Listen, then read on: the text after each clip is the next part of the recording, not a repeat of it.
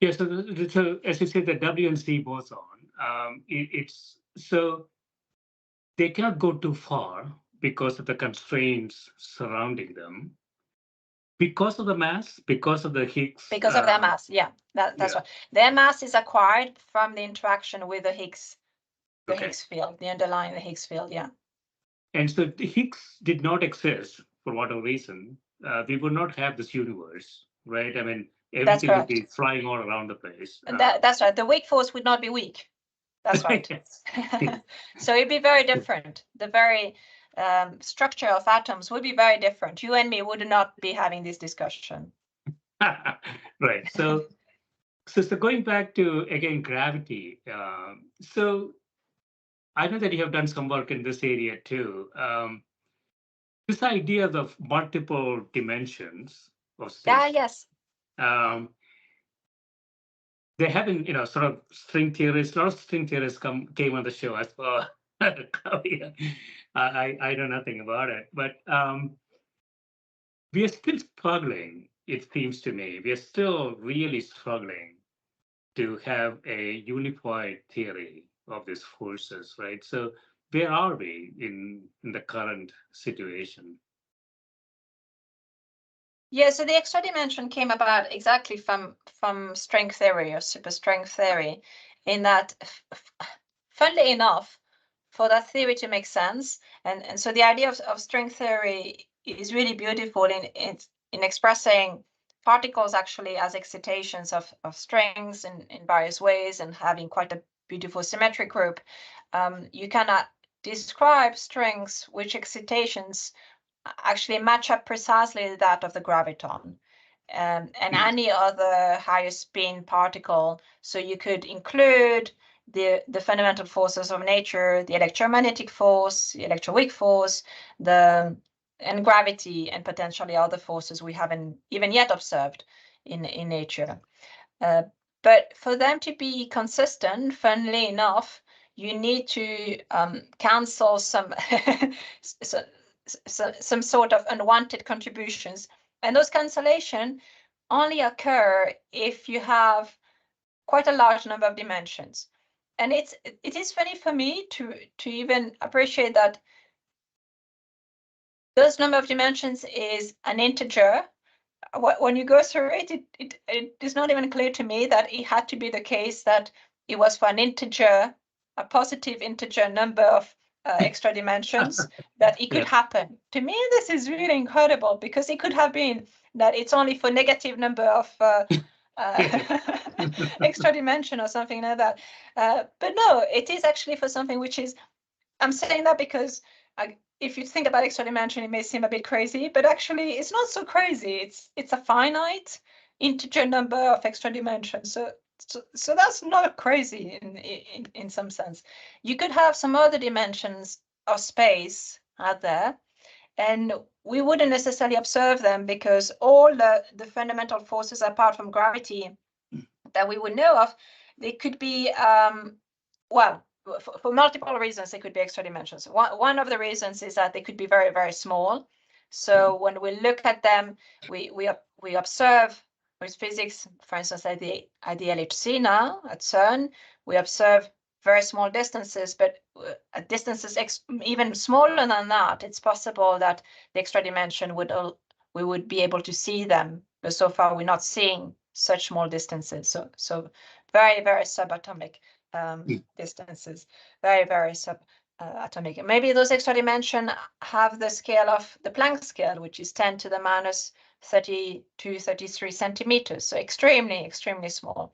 And you would need to run experiments at the Planck scale, so 10 to the plus 19 giga electron volt, so 10 to the 27 electron volt. So that's 10 to the, let's see if I can do that, 10 to the 15 times the order of magnitude as what is at the LHC at the moment. So really, really high energy to see them.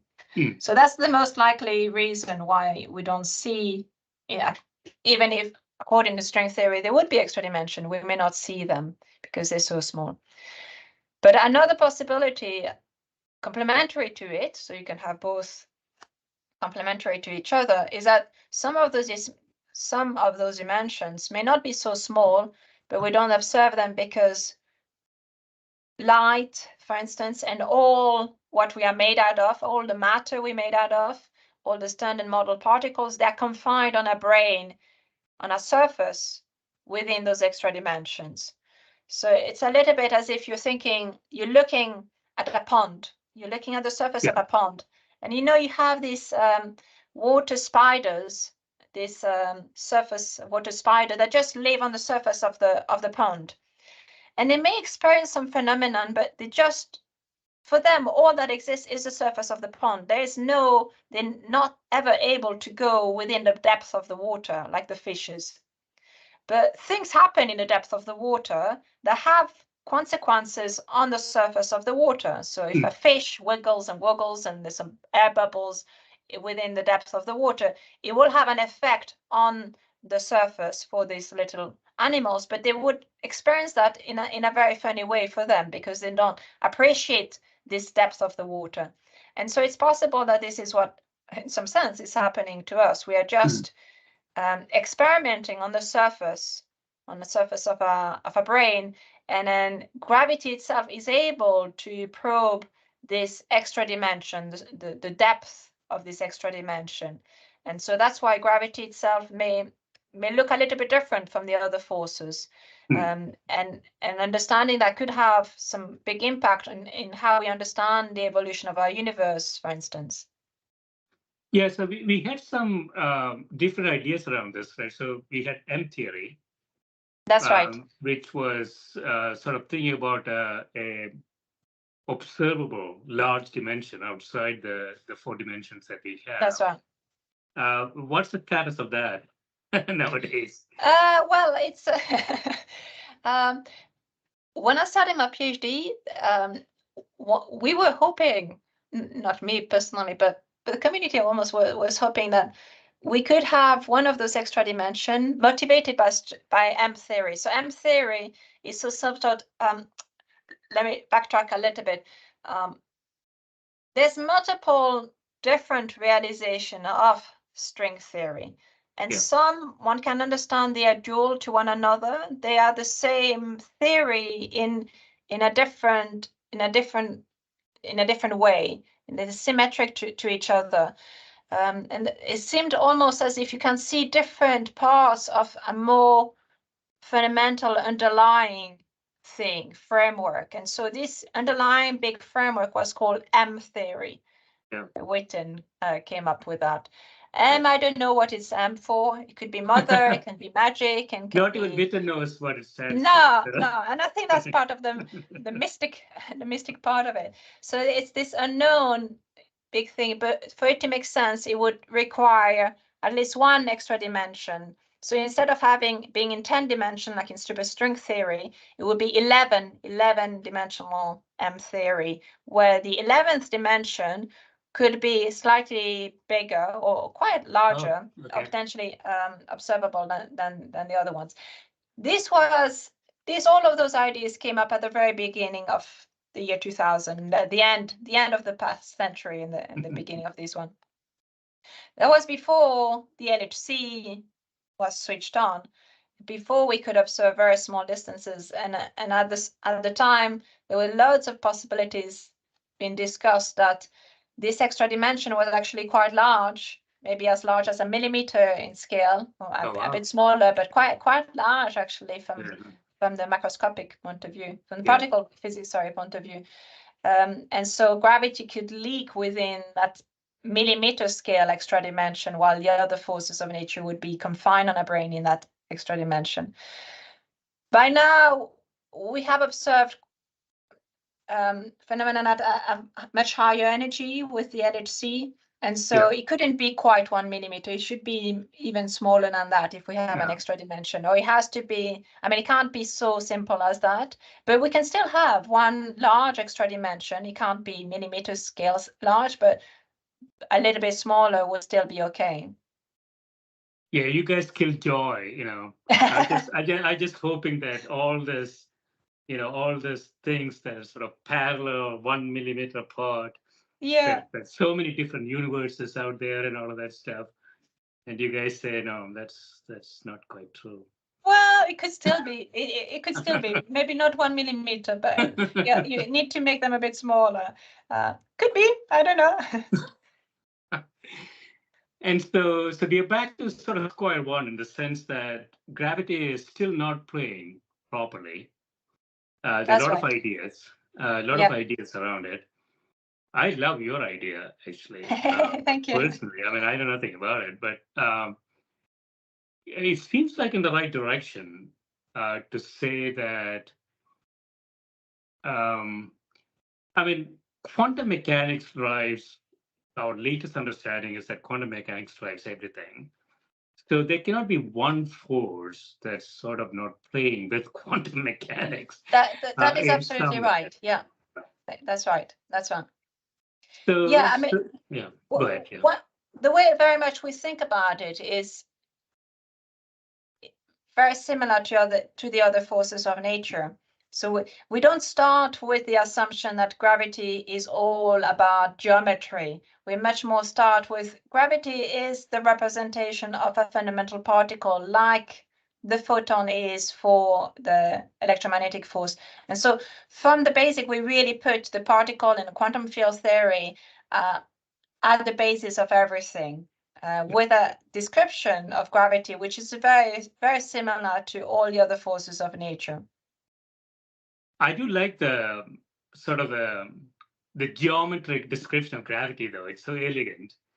It is beautiful, and it's once you understand it, it's actually very intuitive. It has been such a leap forward in understanding of nature, understanding of physics. It is really beautiful.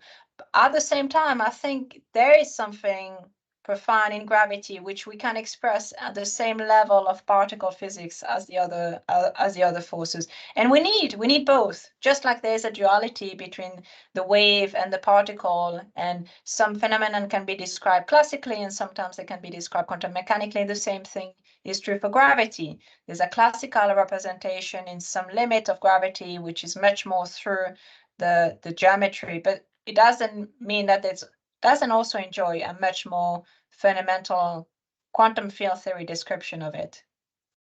Yeah, I mean, it seems to me, Claudia, I don't know much about this. It seems to me there's only one direction here, which is